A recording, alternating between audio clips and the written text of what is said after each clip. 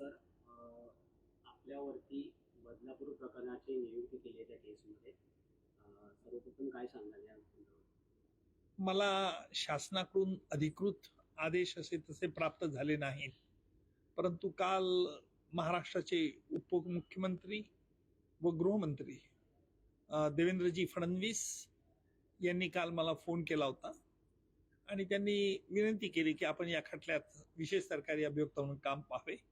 त्यानुसार मी त्यांना तशी स्वीकृती दिलेली आहे आणि पोलीस तपास यंत्रणेने या संदर्भात पुरावा गोळा केल्यानंतर, आरोपपत्र दाखल झाल्यानंतर या खटल्याच्या सुनावणीला प्रारंभ होईल. तेव्हाच तो खटला मी त्यातली कागदपत्र वाचून या पुराव्याच्या गुणवत्तेविषयी भाष्य करू शकेल.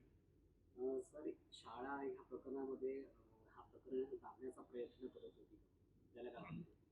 आज मला तसा आरोप करता येणार नाही, कारण तपासाच्या कागदपत्रात काय निष्पन्न होतं हा महत्वाचा भाग आहे. यामध्ये दोन तपास असू शकतात. पहिला तपास म्हणजे गुन्ह्याच्या संदर्भातला तपास आणि दुसरी ऍडमिनिस्ट्रेटिव्ह साईड, म्हणजे की असे प्रकार जर टाळता येत असतील तर का टाळता आले नाहीत आणि का टाळले नाहीत. जर त्या संदर्भात कुणी शाळा प्रशासन असेल, त्याची पार्श्वभूमी तपासणी असेल का असं वाटतं का तुम्हाला? असं मला वाटतं का नाही वाटत हा प्रश्न उद्भवत नाहीये, परंतु बदलापूरच्या घटनेमुळेच्या पार्श्वभूमीवर काही महत्वाचे प्रश्न उपस्थित झाले.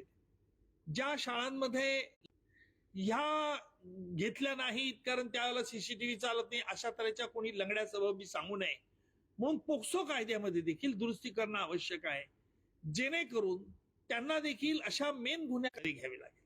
सर, पोलिसांचा या प्रकरणात खूप त्यांच्यावरती आरोप होत आहेत किंवा त्यांना गुन्हा नोंदवण्यास किंवा या प्रकरणी टाळाटाळ केली असावी असं वाटते. मी मगाशीच सांगितलं की दोन प्रकारच्या चौकशा असू शकतात. एक गुन्ह्याचा तपास आणि दुसरा की फिर्याद घ्यायला जर वेळ लागला असेल तर का लागला, का दुर्लक्ष केलं आहे. तर आपण या प्रकरणात आता लक्ष घालणार आहात, त्यामुळे आपण आता ही बाजू कशी मांडणार आहात? नाही, आता असं आहे की सरकारी वकिलाचं काम हे न्यायालयात आरोपपत्र दाखल झाल्यानंतर सुरू होत असतं. दाखल झाल्यानंतरच मला या खटल्याच्या सुनावणीविषयी घरच्या लोकांनी निर्माण केला पाहिजे आणि म्हणून जर असे प्रकार उघडकीला त्वरित आणायचे असतील आणि पुनरावृत्ती होऊ नये म्हणून पालकांची देखील काही नैतिक जबाबदारी असली पाहिजे असं माझं स्पष्ट मत आहे, जेणेकरून लहान मुलींना सांगता आलं पाहिजे की शरीराच्या कुठल्यामध्ये, विशिष्ट आईमध्ये आणि मुलीमध्ये किंवा मुलामध्ये हा संवाद असला पाहिजे. सर, विरोधक एकंदरीत या गोष्टीवरती आक्रमक झाले. त्यांनी येत्या 24 ऑगस्टला महाराष्ट्र बंद पुकारलाय. या संदर्भात विरोधक राजकारण करतात असं वाटतंय का आपल्याला? लक्षात घ्या की सदर प्रकरण हे गंभीर स्वरूपाचं होतं, त्यामुळे बंद पुकारणं ह्या लोकशाहीतलं एक हत्यार आहे. त्याच्यामुळे मला त्याच्यात गैर काही वाटत नाही, परंतु पोलीस तपास यंत्रणेवरती अशा प्रकारचा कुठलाही अनुचित प्रभाव टाकू नये. त्यामुळे बंद करणं, मोर्चा, निदर्शनं, मागणी करणं हे लोकशाहीतली हत्यार आहेत. त्याच्यामुळे अशा मागण्या या रास्ताच आहे असं मी म्हणेन. सर, आपण भारतीय जनता पार्टीतर्फे लोकसभेची निवडणूक लढवली होती, मात्र आता आपल्याला नियुक्ती केली आहे की नाही या संदर्भात काय सांगू? माझ्या नियुक्तीची फक्त आतापर्यंत घोषणा केलेली आहे आणि तेही उपमुख्यमंत्री गृहमंत्र्यांनी केलेली आहे.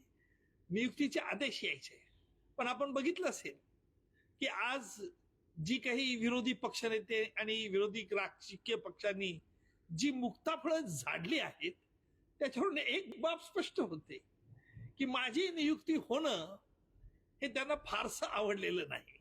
अर्थात त्यांच्या पक्षाचं ज्या वेळेला राजकारण राज्य होतं त्यावेळेला देखील मी सरकारी वकील होतो. त्यांनी सांगितलेल्या आरोपींना मी कधी सोडवलेला नाही, त्याच्यामुळे त्याचा राग त्यांना मनात असण्याची शक्यता देखील नाकारता येत नाही. परंतु मी अशा लगाम आरोपांकडे लक्ष देत नाही.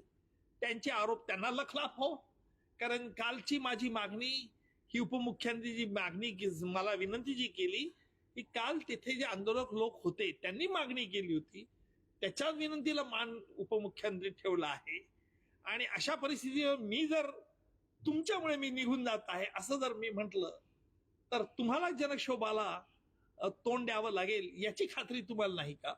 तुमच्या पक्षाचे लोक अतिरेक्यांची वकिली करत होते. तुमच्या पक्षाचे लोक, अनेक दिग्गज वकील तुमच्या पक्षाच्या लोकांनी अनेक आरोपींना सोडवण्याचा प्रयत्न केले. फार दूर कशाला, मी स्वतः साक्षीदार आहे. 1993चा बॉम्बस्फोट खटल्यामध्ये तुमचा पक्ष केंद्रातही होता, राज्यातही होता, आणि महाराष्ट्रात तुमच्याच पक्षाचे एक सर्वेसर्वा होते. त्यांनी देखील एका सिने अभिनेत्याला वाचवण्याकरता काय काय प्रयत्न केलेत याचा मी गौप्यस्फोट केला पाहिजे का? मला राजकारण नाही करायचं, कारण मी राजकारणी नाही. मी निवडणूक लढवली होती याचा अर्थ मी राजकारणी झालो असं होत नाही. आणि म्हणून आपण असे हास्यास्पद आरोप करू नका. जनता हुशार आहे. तुम्ही याच्यातून राजकारण जर करू इच्छित असाल तर आरोपीला तुम्ही अप्रत्यक्षपणे मदत करीत आहात असाच अर्थ जनता काढेल. याचं लक्ष ठेवा, याचं भान ठेवा. तो शेवटचा प्रश्न, राज्यात, देशात आणि राज्यात महिलांवरती अत्याचाराच्या घटना त्या वाढत जात आहेत आणि या शाळेत पूर्वी सुद्धा एक असं प्रकरण घडलं होतं, मात्र ते चर्चेत आलं नव्हतं. काय वाटतंय, महिलांवरील अत्याचाराच्या विरोधात कायदा कडक झाला पाहिजे? कायदा नुसतं कठोर आणि शिक्षा कडक करून चालत नाही, तर संवेदनशीलता ही जागृत झाली पाहिजे, संस्कार हे जागृत केले पाहिजे, आणि ज्या टीव्हीवरती OTT प्लॅटफॉर्मवरून जी काही दृश्य दाखवली जातात त्यावरती नियंत्रण आणलं पाहिजे. संस्कार लहानपणापासून दिले गेलेले पाहिजे. घरात पूर्वी लहानपणी संस्कार दिले जात होते, आजी आजोबांकडनं दिले जात होते, आई वडिलांकडे दिले जाते. हल्ली एकत्र कुटुंब नष्ट झाली, स्वतंत्र कुटुंब राहिली आहे. दोघही माता पिता मुलांचे नोकरीच्या निमित्ताने बिझी असतात. मुलगा आणि मुलगी आणि मुलगा मुलगी आणि आई वडील यांच्यात सुसंवाद राहिलेला नाही. हे अनेक गोष्टी आहेत. धन्यवाद. धन्यवाद.